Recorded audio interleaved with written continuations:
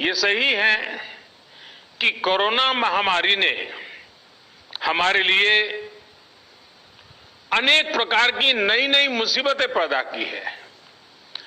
जिन मुसीबतों को न कभी सोचा था, न कल्पना की थी, न कभी कोई सोच सकता है, ऐसी ऐसी मुसीबतें।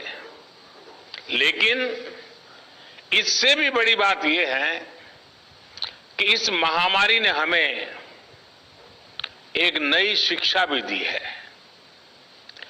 एक नया संदेश भी दिया है। आज इस कार्यक्रम के माध्यम से मैं हिंदुस्तान के सभी नागरिक, चाहे वो गांव में हो या शहर में, उन सब तक एक बहुत महत्वपूर्ण संदेश भी देना चाहता हूं। साथियों, कोरोना संकट ने अपना सबसे बड़ा संदेश, अपना सबसे बड़ा सबक हमें दिया है, हमें सिखाया है और एक प्रकार से उस रास्ते पर चलने के लिए हमारा दिशा निर्देश किया है।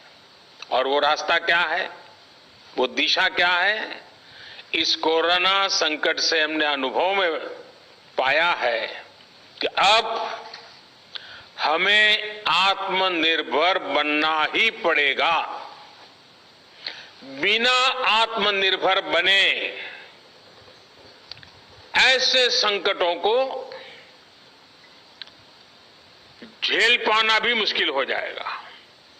गांव अपने स्तर पर अपनी मूलभूत आवश्यकताओं के लिए आत्मनिर्भर बने, जिला अपने स्तर पर, राज्य अपने स्तर पर, और इसी तरह हमारा ये पूरा हिंदुस्तान कैसे आत्मनिर्भर बने, अपनी आवश्यकताओं की पूर्ति के लिए हमें कभी भी बाहर का मुंह नहीं देखना पड़े, ये तय करने का ये सबक हमें सीखा है। भारत में ये विचार सदियों से रहा है, लेकिन आज बदली हुई परिस्थितियों ने हमें फिर से याद दिलाया है, आत्मनिर्भर बनो, आत्मनिर्भर बनो, आत्मनिर्भर बनो। हमारे देश की ग्राम पंचायतों की इसमें बहुत बड़ी भूमिका है। मजबूत पंचायतें आत्मनिर्भर गांव का भी आधार है और इसलिए पंचायत की व्यवस्था जितनी मजबूत होगी, उतना ही लोकतंत्र भी मजबूत होगा और उतना ही विकास का लाभ आखिरी छोर पर बैठा हुआ उस सामान्य व्यक्ति तक पहुंचेगा। साथियों, इसी सोच के साथ सरकार ने पंचायती राज से जुड़ी व्यवस्थाओं को, इंफ्रास्ट्रक्चर को आधुनिक बनाने के लिए निरंतर काम किया है। वरना 5-6 साल पहले एक दौर वो भी था जब देश की 100 से भी कम पंचायतें ब्रॉडबैंड कनेक्टिविटी से जुड़ी थी। आज 1.25 लाख से ज्यादा पंचायतों तक ब्रॉडबैंड पहुंच चुका है।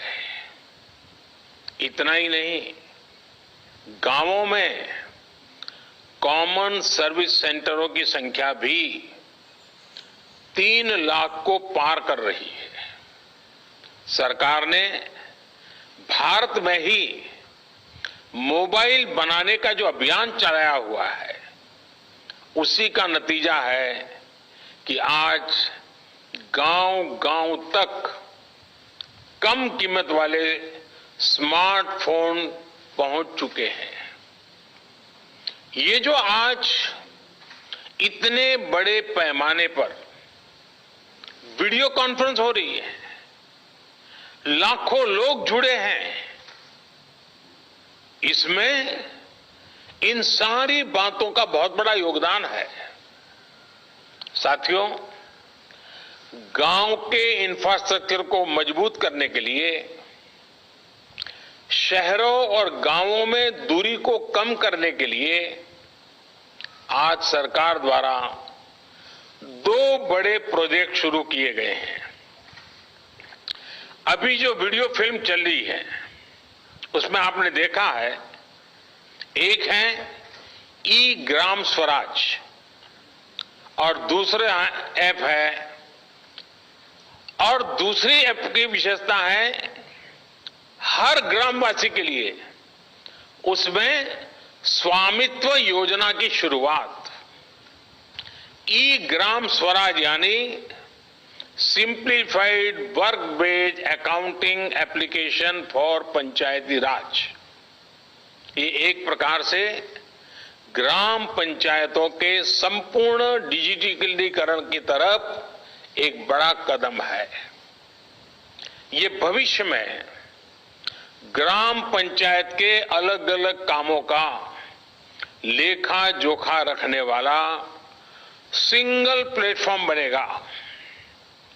अब अलग अलग एप्लीकेशंस में अलग अलग काम करने की कोई जरूरत आपको नहीं पड़ेगी। जैसा अभी बताया गया, इस पोर्टल पर, इस ऐप पर पंचायत के विकास कार्य की डिटेल, उससे लेकर के उसके लिए तय किए गए फंड, उस फंड का कहां खर्च हुआ उसकी भी जानकारियां, ये सारी बातें उसमें उपलब्ध रहेगी। इसके जरिए गांव का कोई भी नागरिक अपनी ग्राम पंचायत में क्या चल रहा है, क्या कामकाज हो रहा है, काम कहां तक पहुंचा है, सारी चीजें अपने मोबाइल पर से जान पाएगा, जानकारी रख पाएगा। इससे ग्राम पंचायतों में पारदर्शिता, ट्रांसपेरेंसी भी बढ़ेगी, रिकॉर्ड रखने का काम भी बहुत सरल हो जाएगा और प्रोजेक्ट की प्लानिंग से लेकर कंप्लीशन की प्रक्रिया भी तेज होगी। आप कल्पना कर सकते हैं, ई ग्राम स्वराज के माध्यम से आप सभी को कितनी बड़ी शक्ति मिलने जा रही है।